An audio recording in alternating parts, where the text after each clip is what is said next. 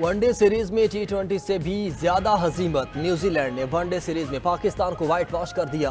तीसरे और आखिरी वनडे में ग्रीन शर्ट्स को 43 रन से शिकस्त। 42 ओवर्स तक महदूद मैच में कौमी टीम को जीत के लिए 265 रन का हदफ मिला। इमाम उल हक तीसरे ओवर में फील्डर की गेंद लगने से रिटायर्ड हट हुए। दीगर बैटर्स ने मोहतात खेलते हुए विकेट बचाने की कोशिश की, मगर प्रेशर बढ़ने पर वक्फे से कैच थमाते रहे। अब्दुल्ला शफीक 33, बाबर आजम 50 और मोहम्मद रिजवान 37 रन बनाकर आउट। इमाम की जगह बैटिंग के लिए आने वाले उस्मान खान 12 रन ही बना पाए। सलमान आगा ने 11, फ़हीम अशरफ ने 3, तैयब ताहिर ने 33 रन बनाए। पूरी टीम 221 रन पर ढेर हो गई। कीवी टीम ने पहले खेलते हुए 8 विकेटों पर 264 रन बनाए। रिस मारियो 58 और मिचेल ब्रेसवेल 59 रन बनाकर टॉप स्कोरर रहे। आकिब जावेद के 4 शिकार, नसीम शाह 2, सुफियान और फ़हीम ने एक विकेट हासिल की। सीरीज 3-0 से मेज़बान टीम के नाम रही। मैच के दौरान अचानक स्टेडियम की लाइट्स बंद होने से मुकम्मल अंधेरा छा गया। बात पर बज़ेद हैं कि उनका धरना रेड जोन में होगा, जिस मुतालबे को तस्लीम करने को हुकूमत तैयार नहीं है। वाज़ेह तौर पर उन्हें यह पता होना चाहिए कि सूबे में इस वक्त भी दिफा 144 नाफिज है। पॉलिटिकल रिस्ट्रेंट का मुजाहरा सूबाई हुकूमत की जानिब से किया जा रहा है, लेकिन अगर उसकी खिलाफ वर्जी की कोशिश की जाएगी तो कानून अपना रास्ता लेगा। बलोचिस्तान हुकूमत का कोयटा में दफ़ा 144 की खिलाफ वर्जी पर कार्रवाई का इंदिया। तर्जुमान बलोचिस्तान हुकूमत शाहिद रिंद का कहना है किसी को भी रेड जोन में एहतजाज की इजाज़त नहीं दी जा सकती। सूबाई हुकूमत मुजाहिरीन के खिलाफ सब्र और तहम्मुल का मुजाहरा कर रही है। अख्तर मेंगल बज़िद रहेंगे तो हुकूमत के पास बहुत से ऑप्शंस मौजूद हैं। दोनों अतराफ से लचक दिखाने की ज़रूरत है। मुज़ाकरात के 2 दौर हो चुके, अभी मुज़ाकरात से मामलात हल करने की कोशिश की जा रही है। अदालतें किसी को रिलीफ फराहम करेंगी तो सूबाई हुकूमत को कोई एतराज़ नहीं होगा।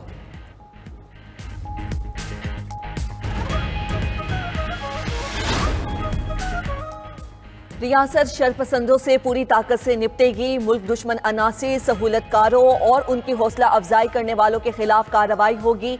Army chief general Syed Asim Munir की जेर सदारत 268वीं कोर कमांडर्स कॉन्फ्रेंस में अहम फैसले। फोरम का हर कीमत पर बिला तफरीक दहशतगर्दी को ख़त्म करने के अज़म का इयादा। शुरका ने कहा बलोचिस्तान में कुछ अनासिर के मज़मूम सियासी मुफादात हैं, किसी को बलोचिस्तान का अमन तबाह करने की इजाज़त नहीं दी जाएगी। ISPR के मुताबिक army chief general Asim Munir ने कहा दहशतगर्दों और उनके सहूलतकारों के लिए पाकिस्तान में कोई जगह नहीं। दहशतगर्दी की माली मुआविनत की गैर कानूनी सरगर्मियां अंदरूनी तौर पर जुड़ी हैं। पाक फौज हुकूमत को दहशतगर्दों की माली आनत के खिलाफ सख्त इक़दामात में मुकम्मल ताउन फ्राहम करेगी। आर्मी चीफ ने बगैर किसी रुकावट नेशनल एक्शन प्लान के तेज निफाज की जरूरत पर भी जोर दिया। वज़ीर आला खैबर पख्तूनख्वा का एक बार फिर अफगानिस्तान से मुज़ाकरात करने का मुतालबा। अली अमीन गंडापुर ने कहा बानी PTI की हुकूमत में दहशतगर्दी खत्म हो चुकी थी, तवज्जो हटने से दहशतगर्दों को कदम जमाने में मदद मिली। मुल्क में जारी दहशतगर्दी का वाहिद हल मुज़ाकरात हैं। कई बार कह चुके अफगानिस्तान से मुज़ाकरात किए जाएं। TORs दिए हुए 3 माह हो गए, जवाब नहीं आया। वज़ीर आज़म और वफाकी वज़रा के बयानात अफसोसनाक हैं। वज़ीर आला खैबर पख्तूनख्वा का अफगान मुहाजिरीन को ज़बरदस्ती सूबे से ना निकालने का ऐलान। कहा KP हुकूमत किसी अफगान मुहाजिर को ज़बरदस्ती नहीं निकालेगी। आंखें बंद करने से मसले हल नहीं होते। बिलावल भुट्टो ने सिंधु पर नहरें नामंजूर का नारा लगा दिया। अवाम कहेगी नहरें नामंजूर तो PP अवाम के साथ खड़ी होगी, शहबाज शरीफ के साथ नहीं। Chairman Peoples Party Bilawal Bhutto का गड़ी खुदा बख्श में जलसे से खिताब। वज़ीर आज़म से मुतनाज़ा मनसूबे को वापस लेने का मुतालबा कर दिया। 18 अप्रैल को हैदराबाद में पावर शो का ऐलान। बिलावल भुट्टो ने मजीद कहा कि पाकिस्तान के खिलाफ आलमी सतह पर साजिशें हो रही हैं। आवाम का खून बहाने वाले दरिंदों का मुकाबला करेंगे। ये खिलौने अपनी कौम और मजहब को आलमी ताकतों के सामने बेच चुके हैं। हम मुत्तहिद हो गए तो दहशत गर्दों को इबरतनाक शिकस्त देंगे।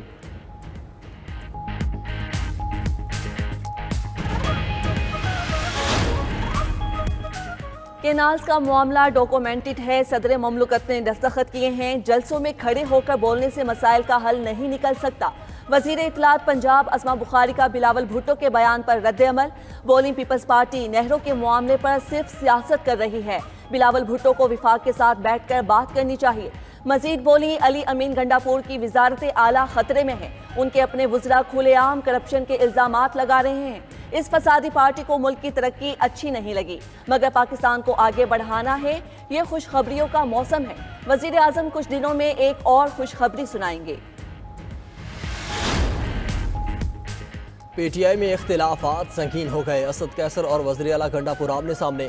असद कैसर का मरकजी क़यादत से वज़ीर आला अली अमीन घंटापुर के बयान की मुकम्मल तहकीकात का मुतालबा। कहा अली अमीन घंटापुर के बयान पर बानी PTI का मौक़िफ़ सामने लाया जाए। वज़ीर आला ऐसी बातों से गुरेज करें और सूबे में बेहतर गवर्नेंस और बेगुनाह कारकुनान की रिहाई पर तवज्जो दें।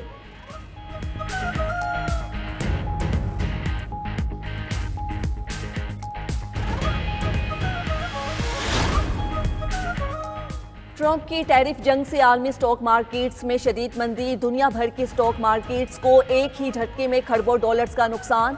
अमरीकी, यूरोपीय और एशियाई स्टॉक मार्केट में कारोबारी हफ्ते के आखिरी रोज भी बदतरीन मंदी। अमरीकी स्टॉक मार्केट ट्रंप के टैरिफ मंसूबों के मनफी असरात से बाहर ना निकल सकी। डाउ जोन्स इंडेक्स 2231 पॉइंट्स की मंदी से 38,314 पर आ गया। S&P इंडेक्स 322 पॉइंट्स की मंदी से 5,074 पॉइंट्स पर बंद हुआ। नेस्टिक टेक्नोलॉजी इंडेक्स 962 पॉइंट्स गिर गया, 15,587 पर बंद। अमरीकी टैरिफ यूरोपीय और एशियाई स्टॉक मार्केट्स को भी ले डूबा। फ्रैंकफर्ट, पेरिस और लंदन स्टॉक मार्केट 5% तक गिर गई। Shanghai, Tokyo, Hong Kong stock market में 3% तक मंदी रिकॉर्ड की गई। अमरीका में कसाद बाजारी के खर्चात। आलमी मार्केट में खाम तेल के निर्ख 4 साल की कम तरीन सतह पर। अमरीकी खाम तेल की फ़ी बैरल कीमत $4 की कमी से $62.71 हो गई। बरतानवी खाम तेल की फ़ी बैरल कीमत $3.82 कम $66.31 हो गई। अमरीकी टैरिफ और ओपेक की तरफ से पैदावार बढ़ाने के ऐलान के मनफी असरात मरतब हुए। आलमी मार्केट में सोना चांदी भी सस्ते हो गए। सोने की फ़ी औंस कीमत $72 की कमी से $3048 हो गई।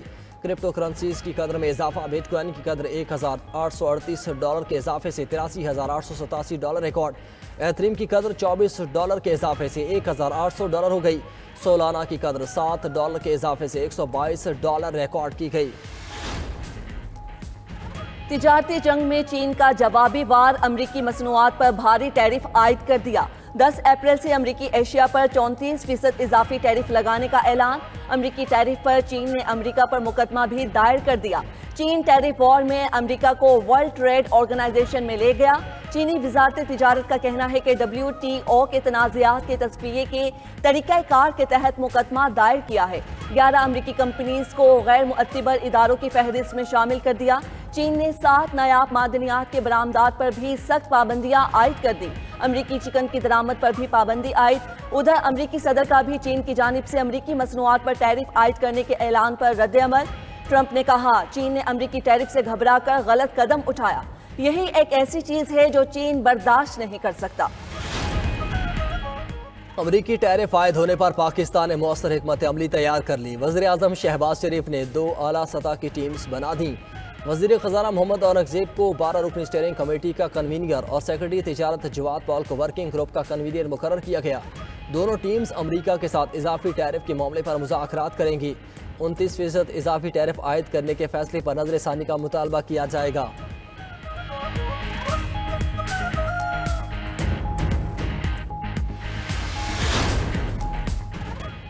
IMF की मदद से आइंदा बजट की तैयारी। आलमी मालियाती फंड की टीम पाकिस्तान में मौजूद। टीम एक हफ्ता क़याम के दौरान तमाम मामलात पर बातचीत करेगी। इदारों की इस्लाहाती इस्तेदादे कार पर भी तबादला ख्याल होगा। अखराजात में कमी और दीगर तरक्याती अखराजात के बजट का जायजा लिया जाएगा। IMF टीम पाकिस्तानी हुकाम से मिलकर तजावीज़ तैयार करेगी। नए माली साल में टैक्स महसूलात का हदफ 15,270 अरब रुपए मुकर्रर। नए माली साल के लिए 2,300 अरब रुपए इजाफे का तखमीना लगाया गया है। आइंदा माली साल का विफाकी बजट जून के पहले हफ्ते में पेश किया जाएगा। दहशतगर्द इसराइल गजा को सफ़े हस्ती से मिटाने पर तुल गया। एक और रात बमों की बरसात। हमलों में मजीद 48 फ़लस्तीनी शहीद, मुतादिद जख्मी हो गए। 24 घंटों में 23 बच्चों समेत 100 से ज़ायद फ़लस्तीनी जाम शहादत नोश कर गए। खान यूनिस में हमले में एक ही ख़ानदान के 17 अफराद शहीद हुए। इसराइल ने गजा के 60% इलाकों को लोगो एरिया में तब्दील कर दिया। 18 मार्च से अब तक 2,80,000 फ़लस्तीनी बेघर हो चुके। उधर इसराइल की लेबनान में बमबारी। हमास कमांडर हसन फरहद को शहीद करने का दावा।